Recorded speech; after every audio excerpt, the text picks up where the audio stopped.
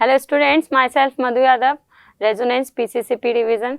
तो यहाँ पर हम पढ़ रहे थे चैप्टर क्लास 8 का क्रॉप प्रोडक्शन एंड मैनेजमेंट, और इसका जो लास्ट लेक्चर है वो हम पढ़ने वाले हैं। तो अभी तक हमने पढ़ा था कि क्रॉप प्रोडक्शन में हमें क्या क्या प्रैक्टिसेस करनी होती है। अभी हम पढ़ेंगे कि क्रॉप को थोड़ा सा इम्प्रूव करना है हमें, उसका प्रोडक्शन को, तो हम क्या क्या कर सकते हैं। तो इसके लिए हम करते हैं क्रॉपिंग पैटर्न्स। क्या करते हैं? Cropping patterns. क्रॉपिंग पैटर्न्स में जो है हम 3 तरीके से कर सकते हैं: mixed cropping, inter cropping and crop rotation, है ना। मिक्स्ड क्रॉपिंग का मतलब है हमें इसमें एक से ज़्यादा क्रॉप को क्या करेंगे, मिक्स करके लगाएंगे। इंटर क्रॉपिंग में भी लगाएंगे बट अलग अलग तरीके से लगाएंगे, अरेंज करके। क्रॉप रोटेशन का मतलब है कि एक सीजन में दूसरी क्रॉप लगा ली, फिर अगले सीजन में नेक्स्ट क्रॉप लगा ली।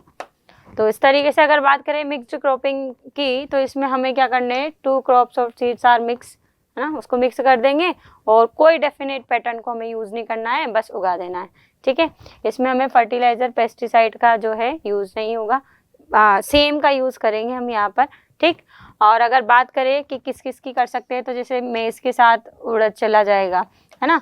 मतलब ये मान लीजिए कि जो फसलें या जो क्रॉप ज़्यादा नाइट्रोजन का यूज़ करती है, उसके साथ हमें ऐसी वाली लगा देनी है जो नाइट्रोजन को कम से कम लेती है ना। तो नाइट्रोजन फिक्सेशन भी हो जाएगा, है ना। तो ये जैसे उड़द बीन है, तो ये लेग्यूम प्लांट है, तो इसमें क्या होगा, नाइट्रोजन खूब अच्छी होगी, इसमें राइजोबियम रहेगा। तो इस तरीके से हमें इनको क्या कर देना है, सोइंग कर देनी है ऐसे सीड्स की।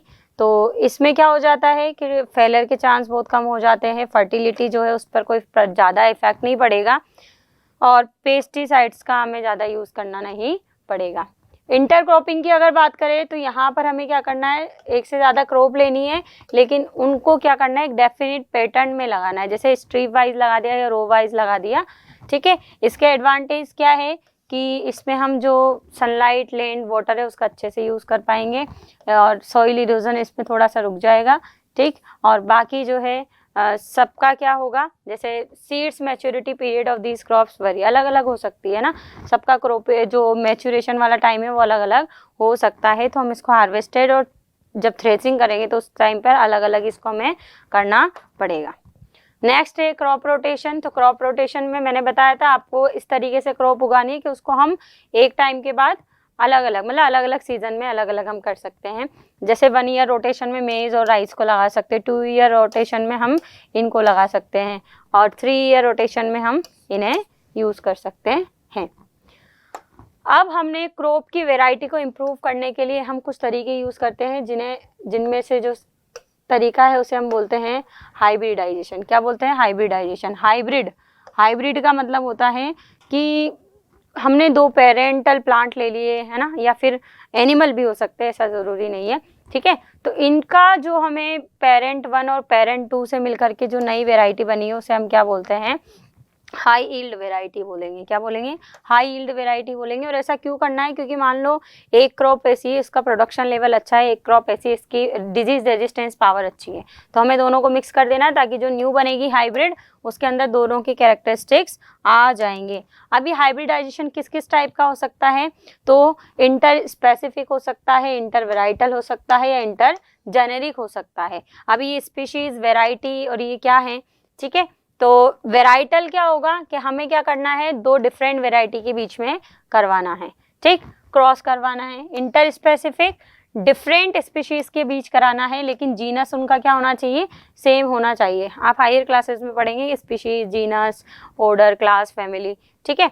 और क्रॉसिंग अगर हम 2 डिफरेंट जेनेरा के बीच करा रहे हैं, जीनस का प्लूरल क्या है, जेनेरा, डिफरेंट के बीच करा रहे हैं, तो क्या हो जाएगा, इंटर जेनेरिक। क्या हो जाएगा, इंटर जेनेरिक।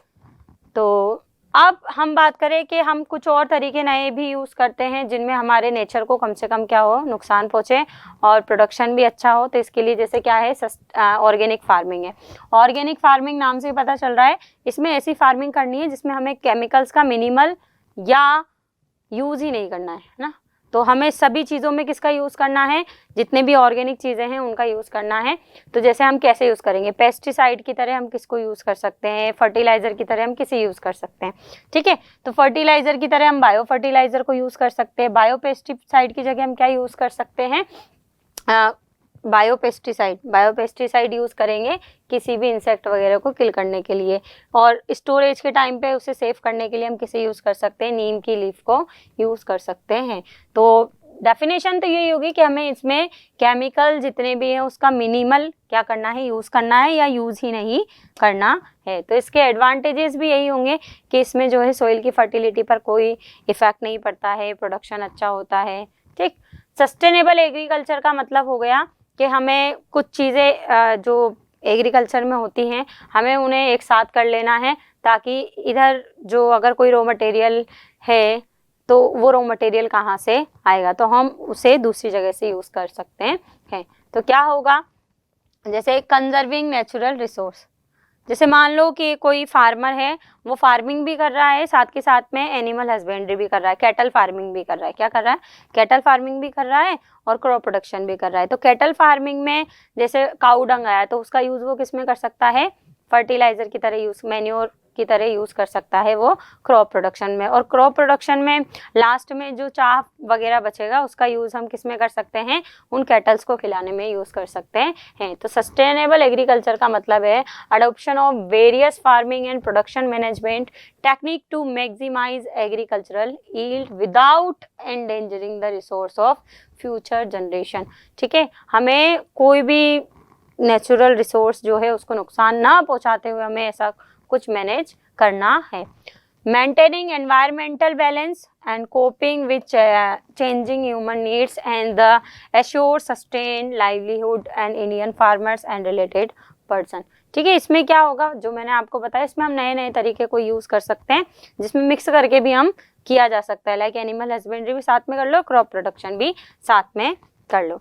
फिर हमने पढ़ा था कि एग्रीकल्चर में ऐसा नहीं है कि हम क्रॉप प्रोडक्शन को करेंगे, उसका एक और फील्ड होता है जिसे हम बोलते हैं एनिमल हस्बेंड्री। क्या बोलते हैं, एनिमल हस्बेंड्री, यानी कि हम इन्हें उन एनिमल्स को इसमें क्या करेंगे, पालेंगे। ठीक है, ब्रीडिंग करेंगे जिनसे हम कुछ ना कुछ जो फूड सोर्सेज हैं वो मिलते हों। तो ये इसमें डिफरेंट हो सकते हैं। जैसे कैटल फार्मिंग होती है ना, इसमें हम किस किस को करते हैं, जो भी मिल्च एनिमल होते हैं, जैसे काऊ हो गया, बफेलो हो गया, तो इनसे हमें दूध मिलता है। दूध मिलने वाले जो है ना, इनको मिल्च एनिमल्स बोलते हैं। ठीक है, तो इनका कर सकते हैं। पोल्ट्री फार्मिंग ये एक के लिए किया जाएगा, इसमें हम बर्ड्स को करेंगे। किसको करेंगे, बर्ड्स को करेंगे, एग लेइंग एनिमल्स। ठीक, फिश फार्मिंग में मीट के लिए भी चाहिए। ठीक है, फिश फार्मिंग किसके लिए, मीट के लिए। तो यहाँ पर हम फिश फार्मिंग को हम फिशरीज भी बोलते हैं। क्या बोलते हैं, फिशरीज भी कहते हैं। ठीक है, और बी कीपिंग यानी कि इसे हम बोलते हैं एपी कल्चर। क्या बोलेंगे, एपी कल्चर। ठीक है, क्योंकि बीज का नाम होता है एपीज। क्या नाम होता है, एपीज, तो हम इसे क्या बोलते हैं, एपी कल्चर बोलते हैं। जैसे देखो ये कैटल फार्मिंग है, ठीक, पोल्ट्री है और फिश। पोल्ट्री का जो यूज़ है ऐसा ज़रूरी नहीं, एग के लिए, फ्लैश के लिए भी करते हैं। फिश फार्मिंग है, इसके लिए मीट के लिए, फ्लैश के लिए। और एपी कल्चर हनी भी, हनी के लिए। किसके लिए, हनी के लिए हम इसका यूज़ करेंगे। Thank you.